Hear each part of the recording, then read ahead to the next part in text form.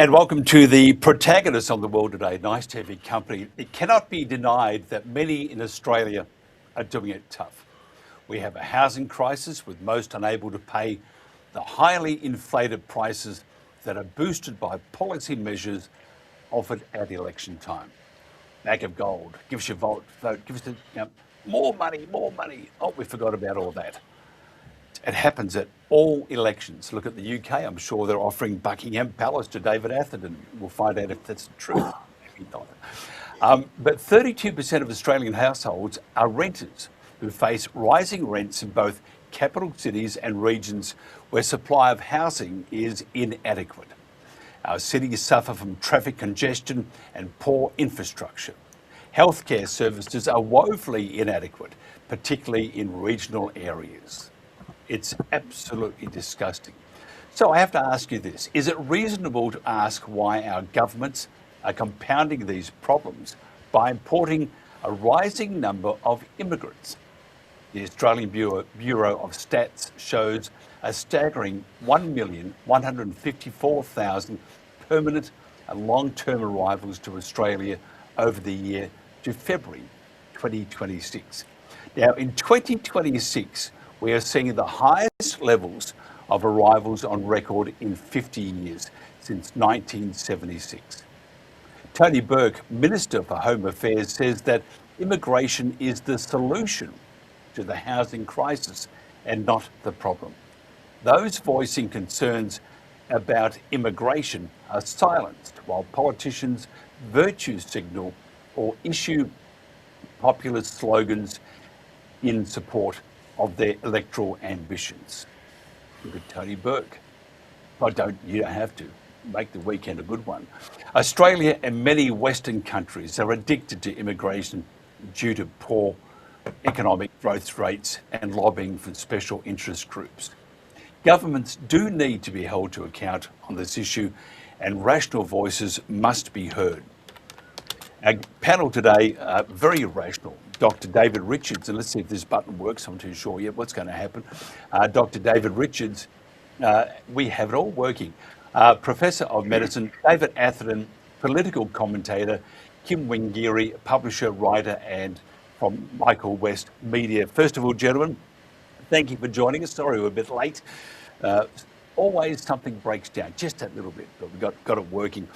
David, thank you for joining us. Tell me your thoughts on our immigration at the moment. Oh, it's you're probably on the same path as us.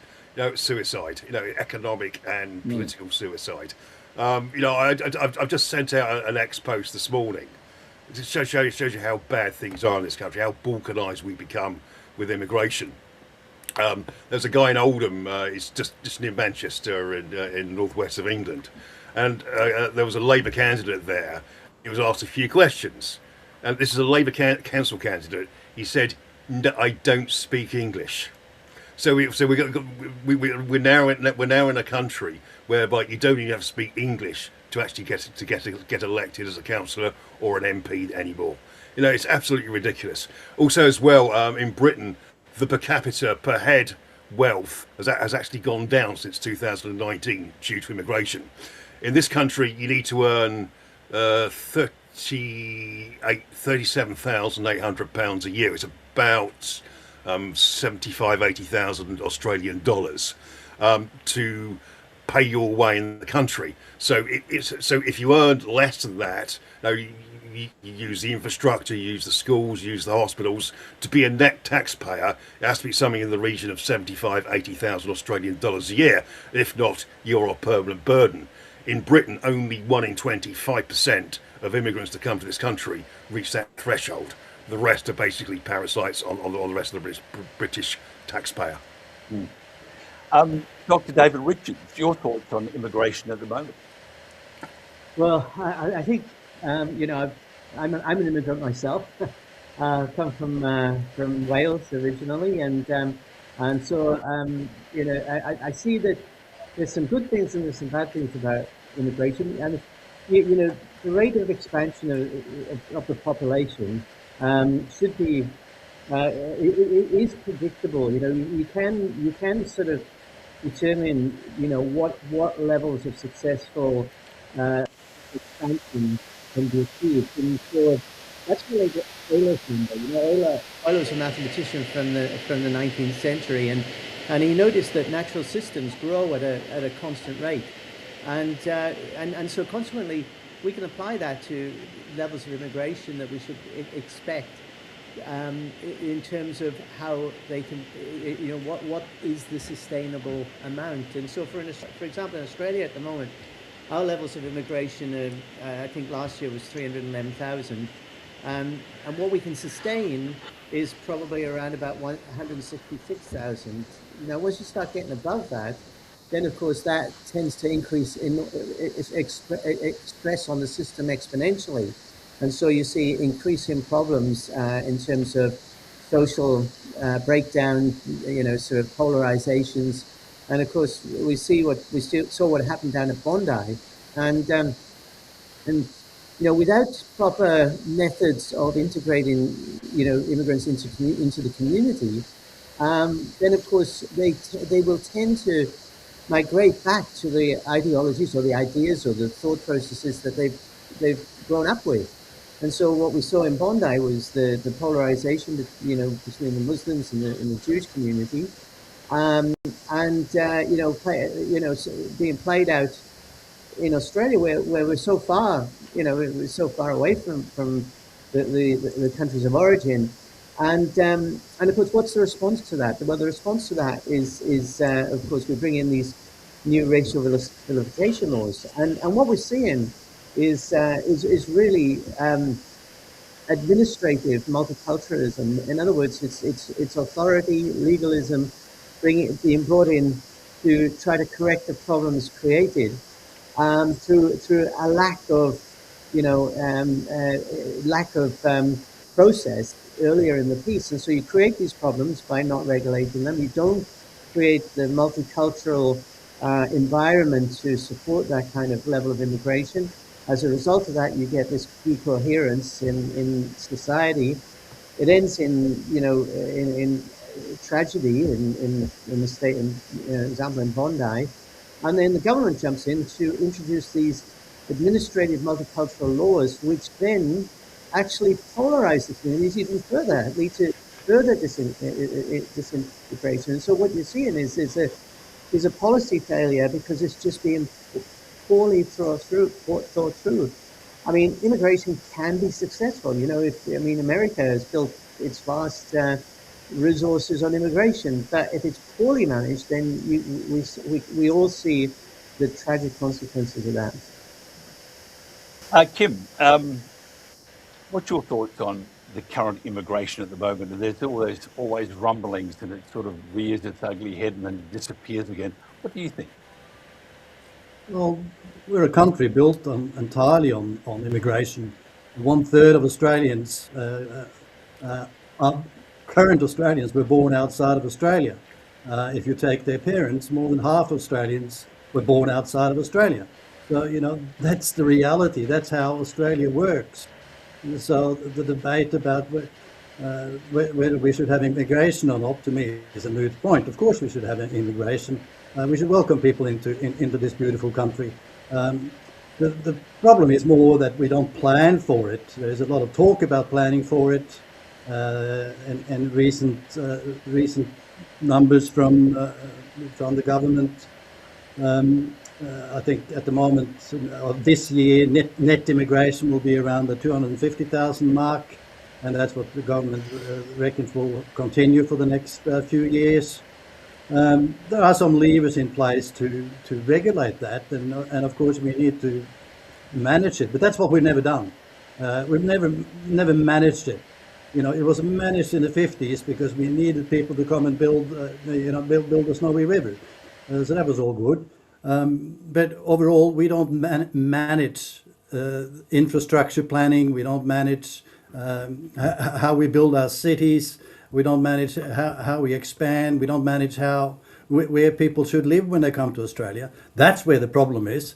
The number of immigrants is not really an issue. That's part of who we are. I just want to ask you, before I get into David Atherton, David Richards, is it more not the number? I'm not going to say whether I agree or not with this, but I'm throwing this at you, or up in the air, not at you. That comes after. But is it more we're not bringing in the right people, or we're bringing in too many of all sorts of people? I mean, what do you think? I mean, and by the way, we are all, I think most of us, actually all of us, except for the people that were here before the white people got here, we're all immigrants. And I was shipped over here because my great aunt, he nicked some potatoes. And we can blame David's government for that. They sent me over here to white beaches and all that sort of stuff. But the issue is, are we bringing in the people that we need?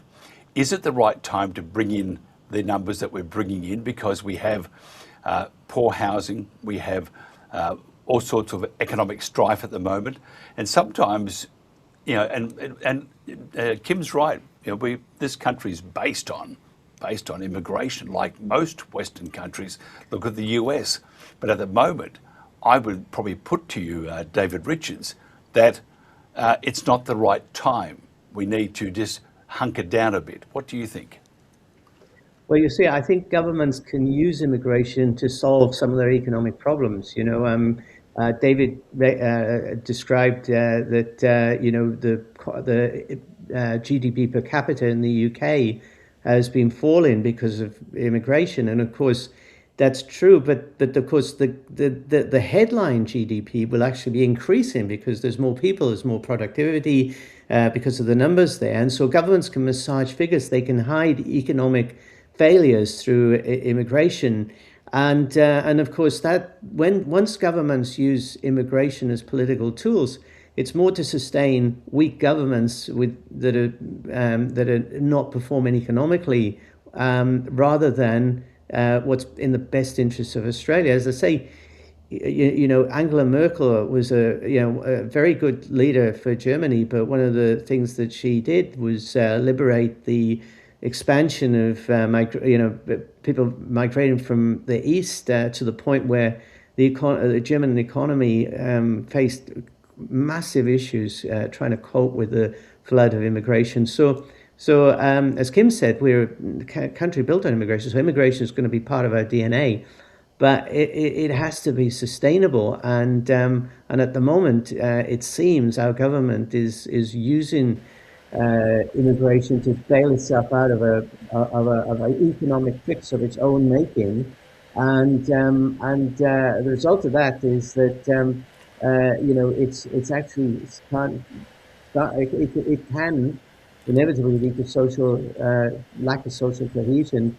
And the other thing that Kim alluded to was that we need to plan for this immigration. You just can't, if you've got people coming from different countries, different societies, different religious ideas, then and you just sort of drop them in a community without the kind of support integration networks that they're required to bridge that gap between their past experiences and their experiences in Australia, then they're going to revert to the traditions of their own land, where they've come from, because and of course, that creates then issues then in terms of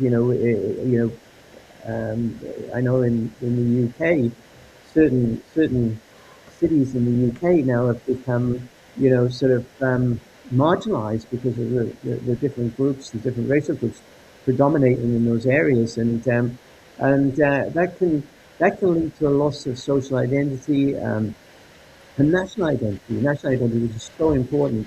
If we're going to embrace immigrants, we've got to have a strong national identity ourselves to know where we stand, what we stand for. David Atherton, our Minister for Immigration and Citizenship, is Tony Burke, and he said that the migrants do not have to assimilate. I have to say I was quite astounded that the Minister... Cultural madness, absolutely cultural madness. It is. Tell us your thoughts on some of the things that just might go wrong. Right, 7/7, when 38 people were killed by terrorists. And in fact, they were actually, all three of them were actually British born, but they were all Pakistani Muslims in background. Also, the other thing is, in the last 30 years, 500,000 mainly white working class girls have been raped and abused by mainly Pakistani Muslim and Muslim men. 95% of the rapists were Muslims. This is a culture that has no regard for women, has no regard for particularly Jews as well.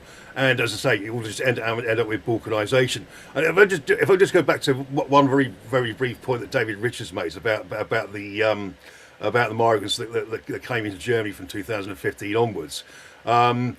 65%. There was a research done by the German Federal Education Ministry, and they found that 65% of those that were admitted from Syria or the Middle East were functionally illiterate, even in their own language. They also did some education courses to try and bring them up to a German 16-year-old standard, and it was a 2-year course, and by the time it had finished, 70% had dropped out. These people will be the drug dealers, the people that wash your car. They're going to be involved in the black market. These people will be a financial and a political burden for the rest of their lives. Let me quote you the case of Denmark. In 1992, they allowed in 321 Palestinian refugees. And by the time they'd followed up the story in 2019, 64% had been convicted of a criminal offence, and 50% have never had a job, and they are always on, but they have always been on welfare. And the children weren't much better. Half of them were actually have been jailed at some time, and half of them are still purely reliant upon welfare for their living. You really have to be very careful. If you are going to allow people in, you've got to allow any educated people. And you have to have these standards for these people, or it's just. There is two very quick points. 2063, Professor Matt Goodwin has calculated white people in Britain will be a minority. I've actually written a piece called Britain becomes an Islamic state in about 2070, 2080, around that time. Britain will basically, if I'm giving an Australian angle, the white British people are the Aborigines of Britain at the moment. Yeah. Kim, your thoughts? We probably need the microphone on. Yeah. My thoughts on what in that context? Sorry, I didn't quite hear you. I said my thoughts on what? Can you? David Atherton was talking about that we need to, if we don't have, I put the question about the assimilation of migrants. David asked, which Tony Burke says they don't have to assimilate, which again I said I was astounded with, and then David pointed out a couple of examples of the migrants not assimilating using pictures of discontent and violence in particular countries. Was Norway one of those, David? Wasn't it? I think Norway.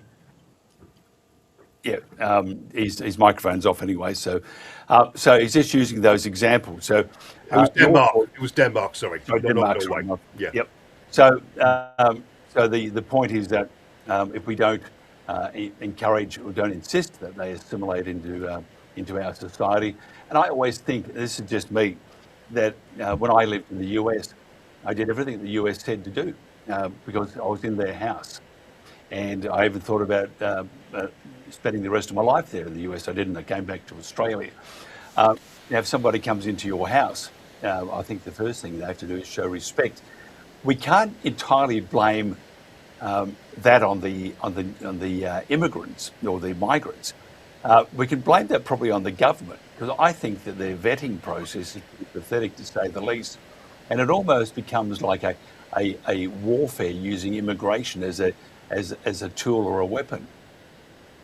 Yeah, Mike, you are talking here about assimilation, which is very much a loaded a loaded expression to use. And we're all white people here. I'm an immigrant. For me to assimilate into Australia was easy. I'm white. No one's ever asked me, or never ever told me to go back to where I came from. So, the other side of this whole argument is that Australia is also a fundamentally racist country, and we look at these discussions and we look at these policies all seen from a white perspective.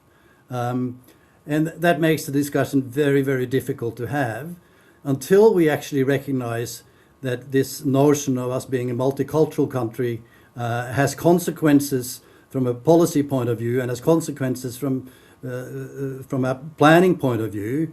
The debate is kind of moot. We are a country of immigrants. We are a country of immigrants from many, many different countries. Over the last 10 years, the largest cohort of immigration of immigrants into Australia are Indian people, and they're wonderful people. They contribute tremendously to our society, as does people from Pakistan or Iran or anywhere else. The vast majority of people that come to Australia contribute tremendously to this country, and I think that's the context we need to look at this in. Yeah, I agree with you also, but sometimes you need to just plug the hole just for a while, and that's a bad term to use, by the way, because we have issues. After COVID, things just went nuts. I mean, supply, the availability of housing, and so forth. So what you have is what we're having in the UK, is that you have people find it very hard to find a place to live, and in the UK, many of the citizens have been ousted to make way for the new arrivals. David Atherton, that itself creates massive discontent within society, doesn't it? It has indeed, yeah. In Britain, the Overton window has shifted massively to the right now. What I mean by the Overton window is what is allowed to be discussed, what is allowed to be talked about as an immigration policy. People in this country are now openly talking about re-migration, deporting the illegals, and vigorous voluntary repatriation on the rest of the people in this country. The rest of the immigrants, the ones that particularly don't fit in well here, they mainly come from the Middle East and Sub-Saharan Africa. For example, Somalis, 72% of Somalis are unemployed, 73% live in social housing. Moving on from there, the tensions in this country are sort of reaching boiling point. We go back to July 2024, when National Rudakabana, the second generation Rwandan, murdered 3 little girls. And plus, you can't move from a newspaper or a news bulletin about some 12-year-old, 16-year-old, 14, 13-year-old girl has been raped by a migrant from a hotel or an HMO, house of mass occupation. It's people in this country did not wake up and wanted to be racist.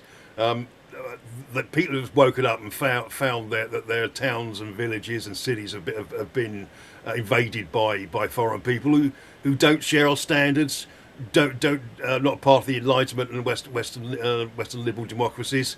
They come from, well, let's be honest, third world shithole countries with a very poor attitude to women. It's been even now the Labour Party and people on the left are admitting, like they've done in Sweden, that mass immigration has been a disaster for this country. And historians like David Betts, he's a historian of modern warfare at King's College University in London, and people are now openly talking about civil war in this country.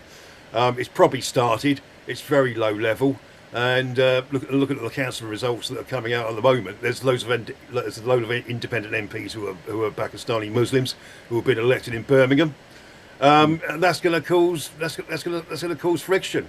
And this sort of at the moment the civil war is relatively low level and not particularly violent at the moment, but people are sort of setting up the barriers and the barricades and setting up their cultural redoubts. And it will only take a major terrorist attack like 7/7, 9/11, and I'm pretty sure this country will kick off very badly. Yeah, I think you're probably right there too. Kim, this is directed at Dr. David Richards, but Kim mentioned that he said Australia is a racist country. And I was thinking about that just the last couple of minutes. I don't think we are, but I don't say that with entire certainty. And if you wind the clock back a few years, we did have an attitude towards, but then again, I think we didn't have that attitude. I mean, when I grew up in an area that was surrounded by Greeks, Turks, Italians, anybody, and it got on magnificently. Everybody, it was just like a normal community. No one worried about the colour of the skin, the ethnicity, nothing like that at all. But then I do recall, if you go back further into Australia, into some of the parts of the bush, it was at times fairly blunt, to say the least. But I don't think we are a racist country. I think David Richards. I think we need to. Me personally, if I go to another country, I show respect. I know a lot of Aussies sometimes don't. If you look at Bali, for example, we don't show that respect.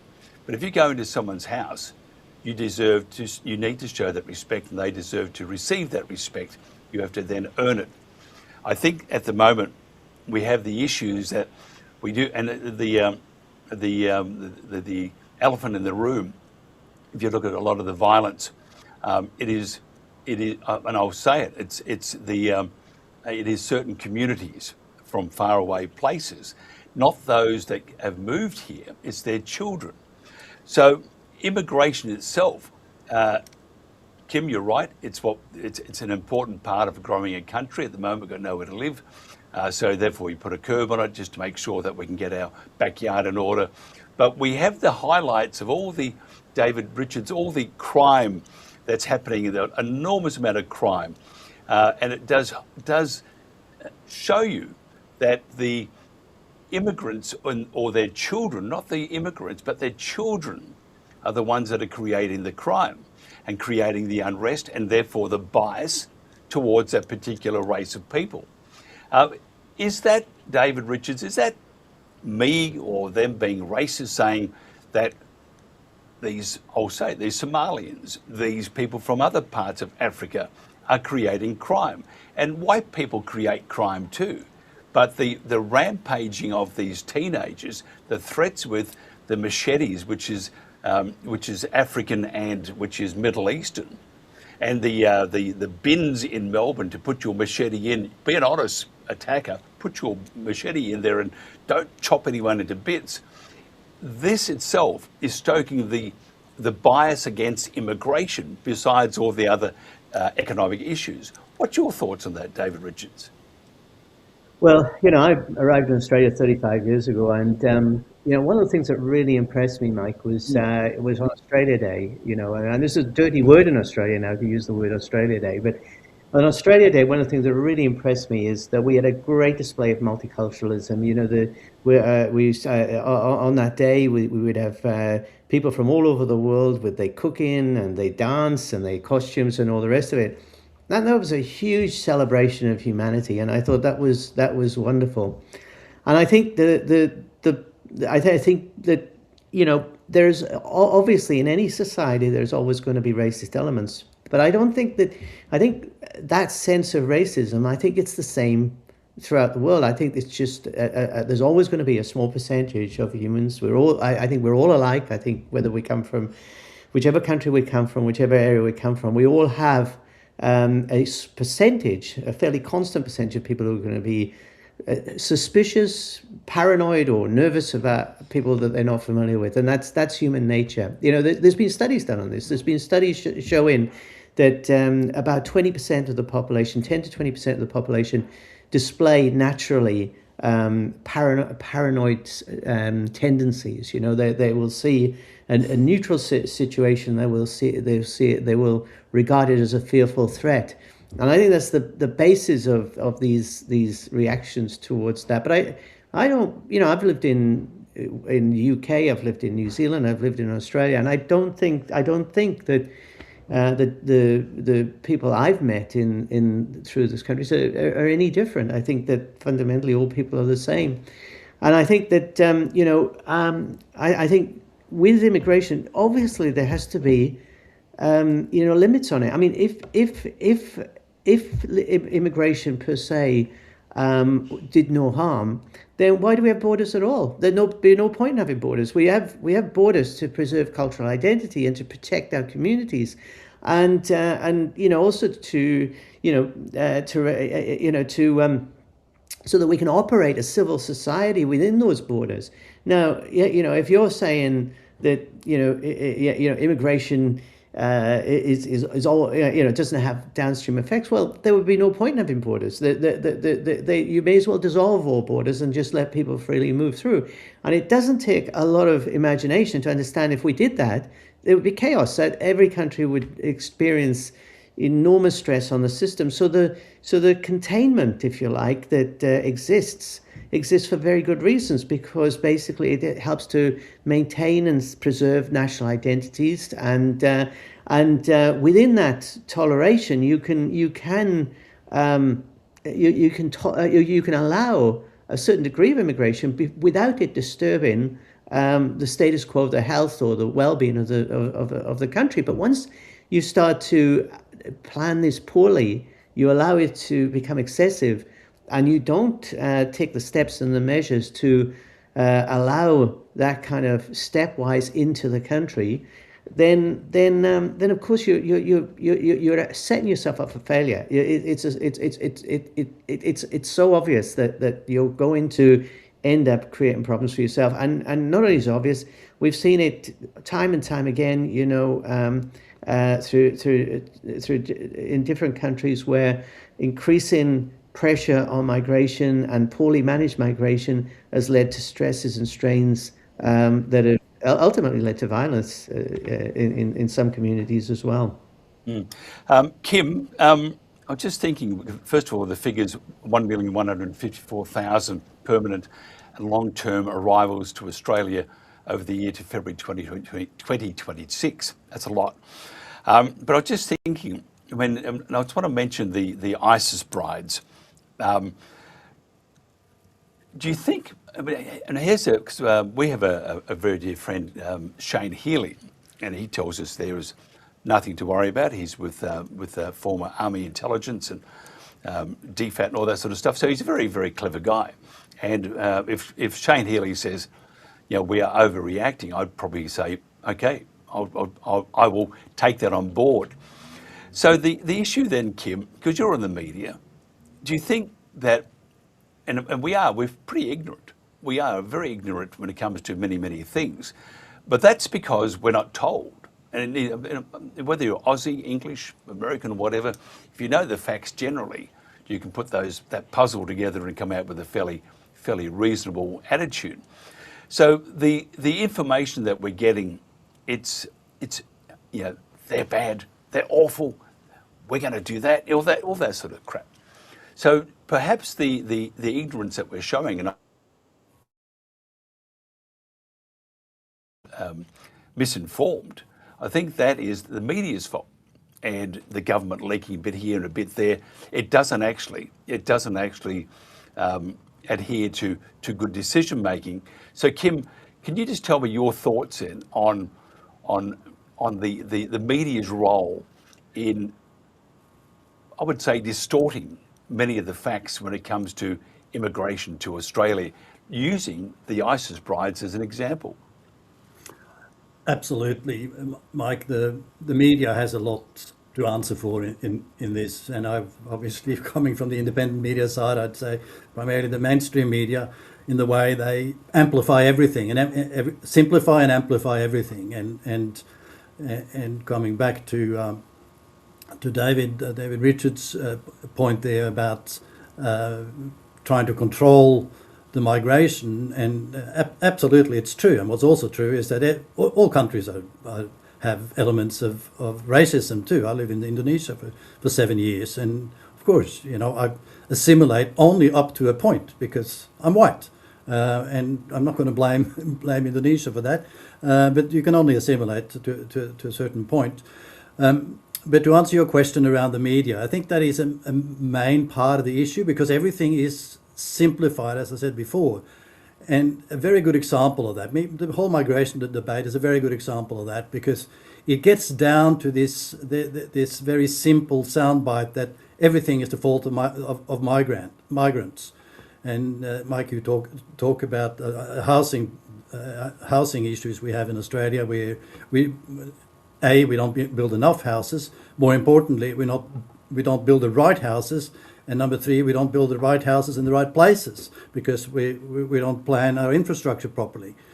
So, but all of that then gets blamed on migration. One day gets blamed on students, which is a very, very important part of our higher education industry, in particular, of foreign students coming to Australia, which make up a big part of that number. But it's a great example of where the media just simplifies and amplifies, and it's very easy to blame migrants. And of course, coming back to my point about racism, it's actually not migrants that are being blamed, it's non-white migrants that are being blamed. Us white people, we're not blamed. We don't get blamed for anything. So media has a lot to answer for, and as part of the political bubble, where everything gets sort of condensed into short little sound bites, that enables someone like Pauline Hanson to now get up towards 30% of voters, based on very little policy about anything, but about blaming migrants for everything. I think the Pauline Hanson thing is very interesting, but she is resonating with a great number of Australians. I don't know whether I'd go, Kim, down the path of saying that she's appealing to those with racist views. What I'm thinking is she's appealing to most people that are tired of the current government and the way they're doing things. And no, sorry, let me just clarify that. I'm not saying that, but it's a simplification of a message that just resonates. It's a message, like you're saying, Mike, that yes, there's a cost of living crisis, there is a housing crisis, and all the word crisis works great in a headline. So whether it is what's a crisis and what's a problem or what's a challenge, but it's always on a headline. It's a crisis. So I'm not suggesting that that's all about racism, but it is about simplifying complex issues, and the mainstream media is not helping in informing us of what those issues actually are. But that also then becomes part of the bonfire, doesn't it? They're pouring fuel on that. So, David Atherton, can I ask you, because the UK, it's in a terrible state. Yes. You have it's like an armada. I mean, of rowboats, little small dinghies and stuff, which is on one hand is good because it's helping your navy. At least it's got some boats. Yeah. But on the other hand, it's creating this. I mean, it's still talk of a civil war in the UK, and even though you have elections and stuff like that that are happening. What about the housing? Because we know that, and if you look at the hotels and stuff, they're moving people out of hotels now into housing. They're moving people out who have lived there for many years because of they can get more money from the government by putting in a boatload of people, and they go into that particular house, and then therefore the housing problem then becomes bigger and bigger and bigger. What's your thoughts on that? What actually is happening in the UK? For example, if you're booted out of a house, whether you're forget being white, you've just been booted out because we're going to make way for some friendly visitors. Where does that put the UK, and what sort of stress, and where does it ignite the flames of discontent even more? Yeah, the very fact that mass migration, legal and illegal, has come to this country. I think we've taken in something like 4 million people in the last 7 years. No, last 5 years, 4 million people. We let 2 million people after the end of the COVID pandemic, and of course it's had that effect on pushing up rents, pushing up the price of homes, making them particularly unaffordable for young people. The Labour government promised 1.5 million new homes. They barely delivered 100, 200,000 of them at the moment. So, and then they're sort of building on the green belt, and they're despoiling the countryside with it as well. It really is a complete and utter disaster. And what happened was Michael Gove, when he was part of the Conservative administration, actually earmarked £500 million of British taxpayers. That's about £1 billion Australian dollars to actually pay for accommodation for the Channel migrants and also other migrants as well. Angela Rayner, who used to be the housing minister, was once interviewed, and it was pointed out to her that 5 out of 7 new homes built in Britain will actually go to migrants. It won't go to British people. Yesterday it was reported in Lambeth, 53% of the social housing that's been allocated goes to people who were not born in this country. That is not. It is morally wrong. It's economically wrong, and it should be stopped. These people should be thrown out of their houses and told to pay for their own place. And also there's a social cost as well of immigrants coming into an area. I call it out of the hotel frying pan into the HMO fire, house of mass occupation. Their behaviour towards women, their behaviour towards the general population does not improve. And they're still sexually harassing women, and they're still going and they're still doing working in the black market, whether it, as I say, is car washing right through to the sale of illegal drugs. There's a hotel in Bournemouth. About 20 people there. It holds about 150 people. 20 people over the years have been convicted of serious criminal offences. There was even a murder, I think by an Egyptian. On Bournemouth Beach, there was a lesbian couple that were out there one night, and a migrant stabbed one of them to death, and the other one was they tried to kill her as well. But no, it's just so frustrating. I think the government in this country has woken up to the problem, but because we're so hamstrung by the 1998 Tony Blair's Human Rights Act, and we're members of the European Court of Human Rights and every other silly little world organisation type treaties, we can't deport these people. For example, when Tony Abbott stopped the boats and he dropped them all off. We actually have the Dalek effect at the moment, David. Sorry. No, that's right. You've come back again. Now you've escaped the clutches of those that you will destroy. Yeah. Okay. Fine. Is it me or is it my end or your end? Do you think? Last look, my end's fine. Okay. Dr. David Richards, who is my doctor, by the way. Can I just ask you, David Richards, your thoughts on the universities? They earn millions, from students coming over here. The students have got nowhere to live, so what they do is they integrate into society, and they take other houses in places that were used for, say, for example, on the Gold Coast, which we're in at the moment. Housing here is almost unaffordable, so you have a bunch of students living in a house and whatever. Shouldn't the universities be looking after those students and building their own accommodation, so therefore it doesn't impact on the local community? There's a lot of things to unpack there, Mike. Look, I think, and I have to say I haven't researched this in great depth, but my suspicion is there's been a massive spike in house prices in Australia. And my suspicion is it's actually driven by BlackRock and Vanguard, these investment companies, that they've increased their presence in the Australian market. And they are probably the biggest agents in terms of driving up house prices. So I don't think, I mean, I'd have to run the numbers, but I don't think it's the universities that are that are creating student pressures on housing. It's not my perception. But I haven't, as I say, I hadn't prepared for that question, so I'm prepared to be wrong on that as well. But David, sorry, I don't mean to butt in. You'll probably do an exam on me next time and just get me back. But I'm just thinking, though, that if we have, we have thousands, hundreds of thousands of students on the Gold Coast, international students.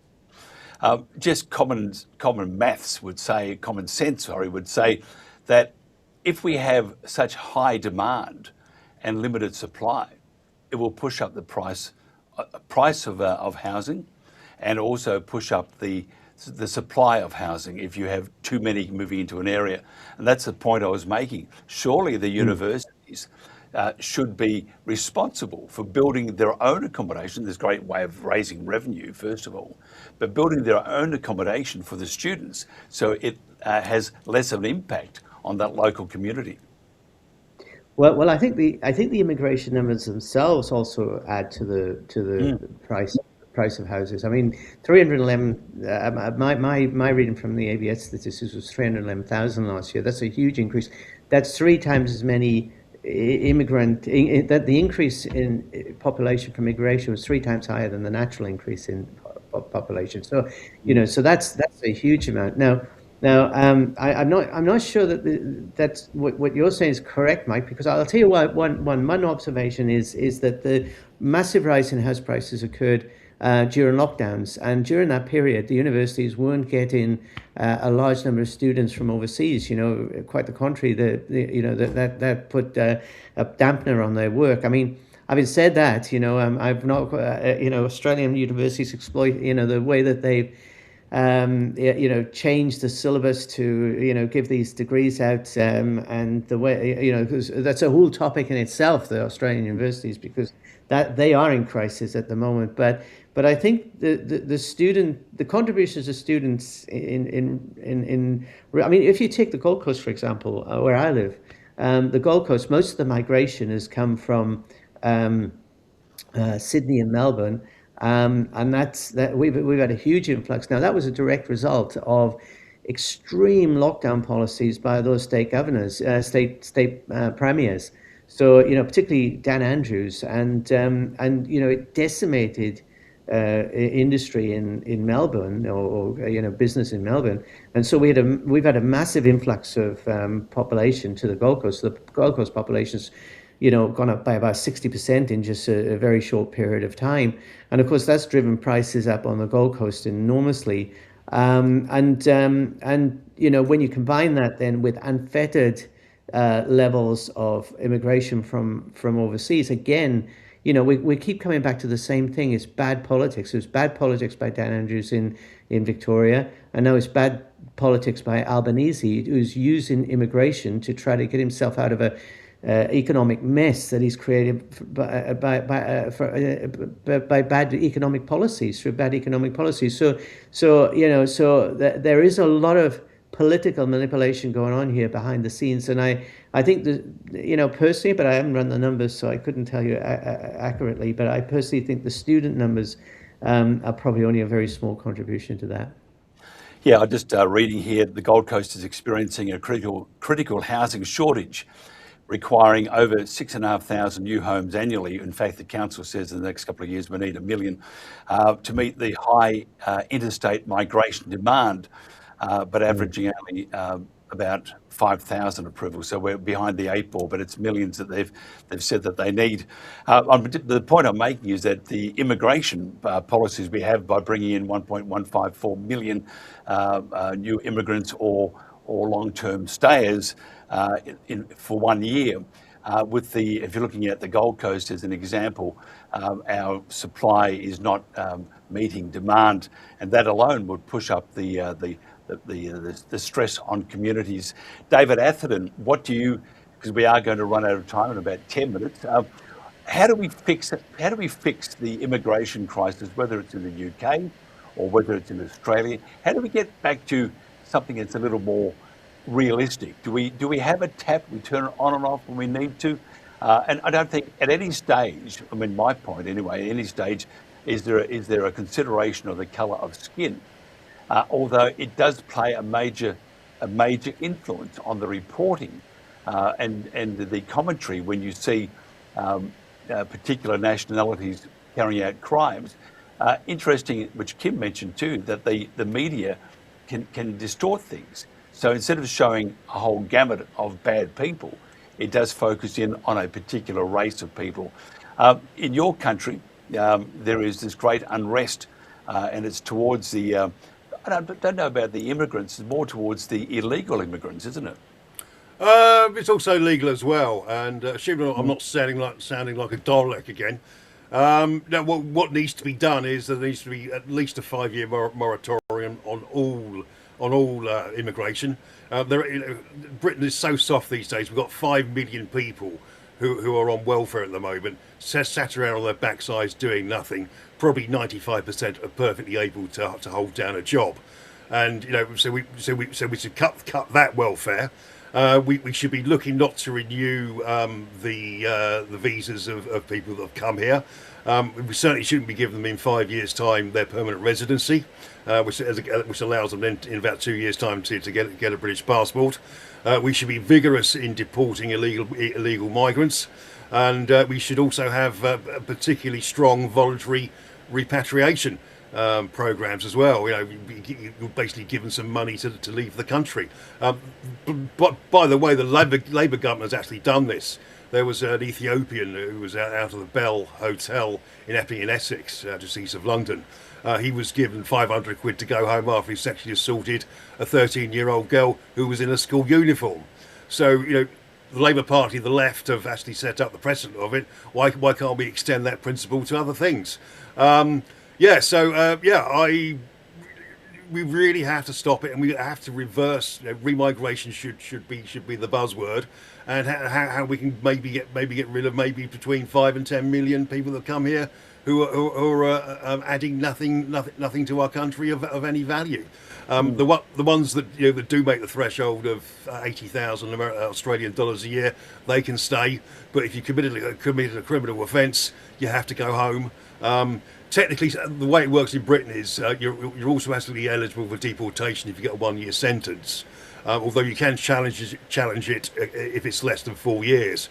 And unfortunately, the European Court of Human Rights has found in these people time and time again, even though we're rapists and drug dealers and people like that, they have to go.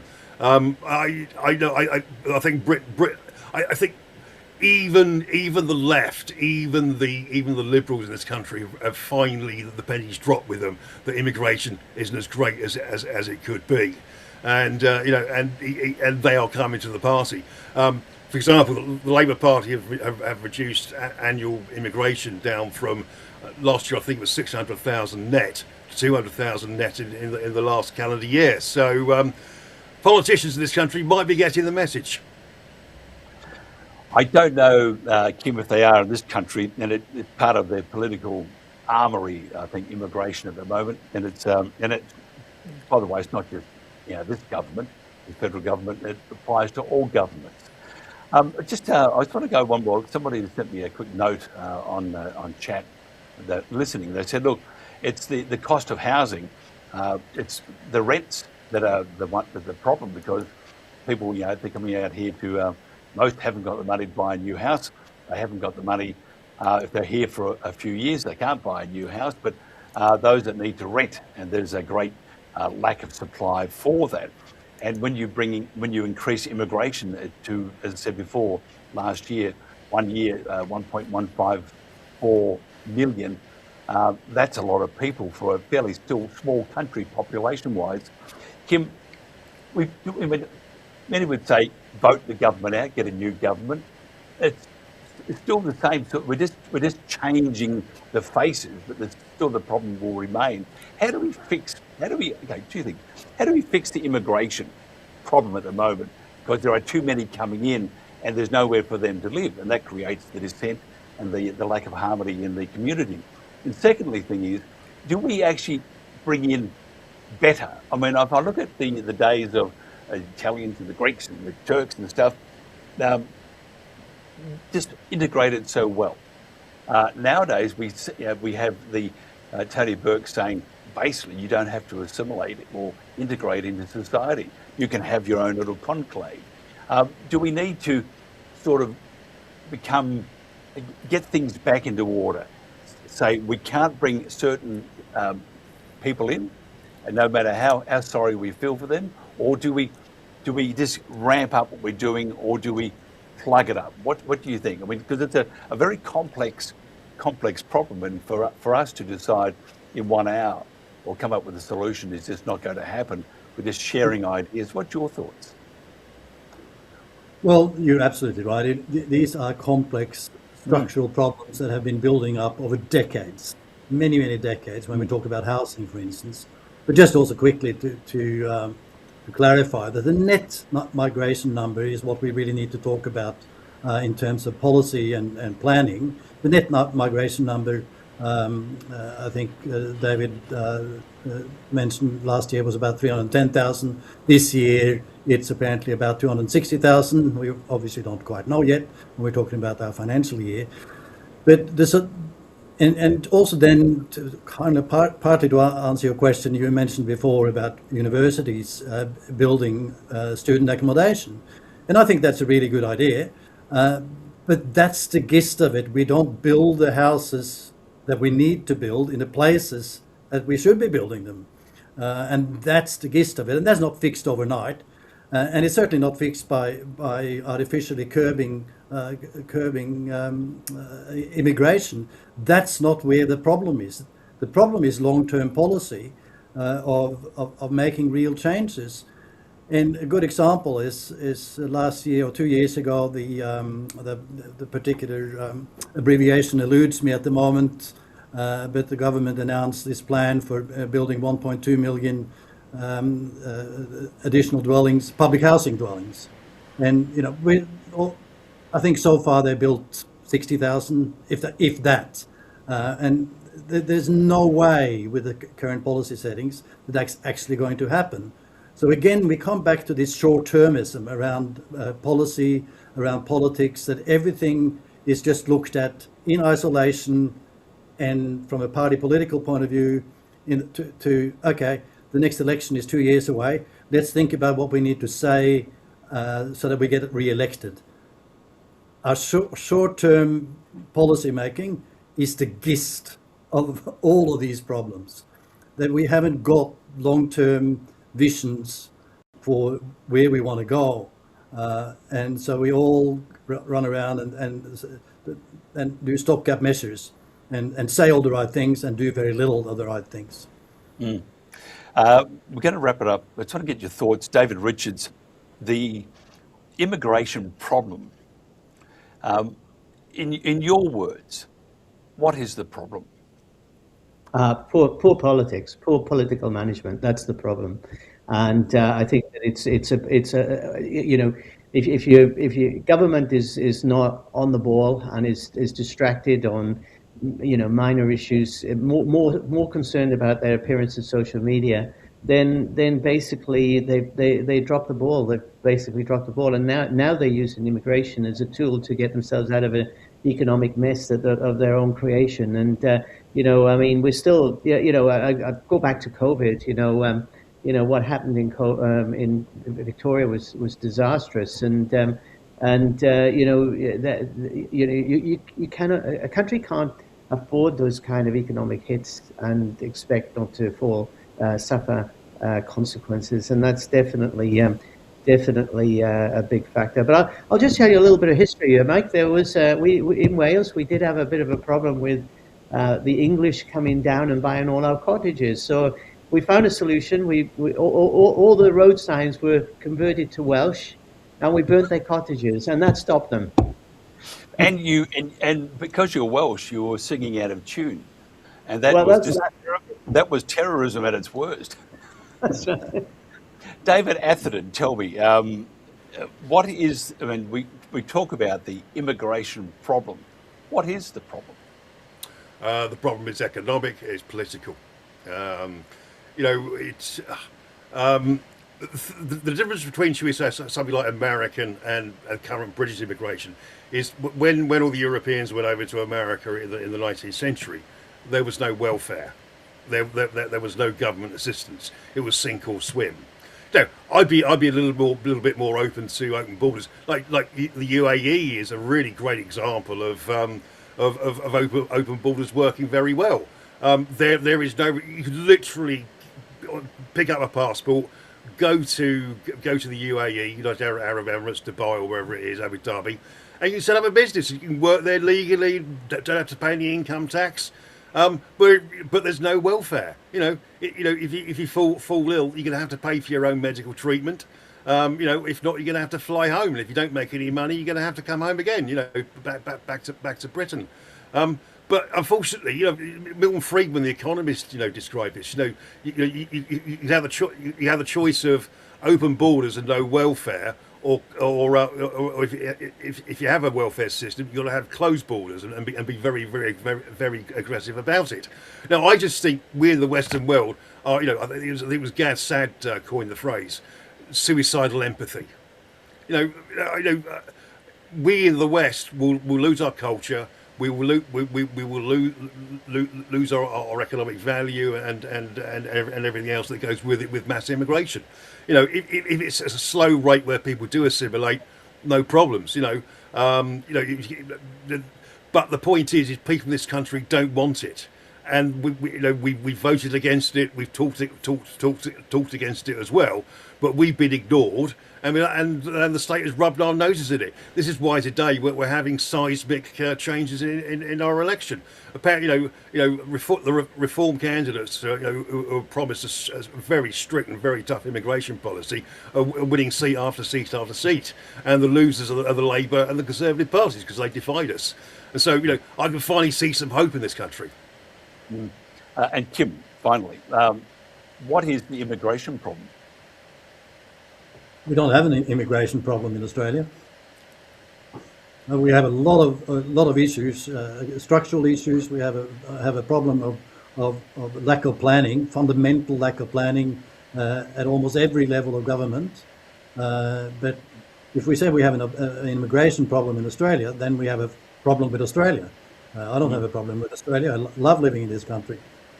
So I think the problem is it's incorrectly positioned. Yep. I think again, it's too short. We must do this. We had a discussion the other night too. It was just last night, in fact, about financials and banks. So we're going to do another one. We should do this too because it's too short. Dr. David Richards, Professor of Medicine. If somebody wants to find out more about you, how do they do that? Well, our organisation is Australian Science and Freedom. ASF.org, and we always welcome new members. Yep. And they will find you at the local choir singing your. No, they won't. Probably fall in. David Atherton, we know it would fall in if you went into a church, but where else can they find you? Okay, right. I've got a very simple. X sent me through a new username. I'm simply on X. Dave Atherton. I've lost the 20, so it's purely my name these days. Whoa, that's fantastic. And Kim, how do they find more about you? Well, we're on michaelwest.com.au, which is our website, and on YouTube at the West Report. Thank you. And on every social media channel.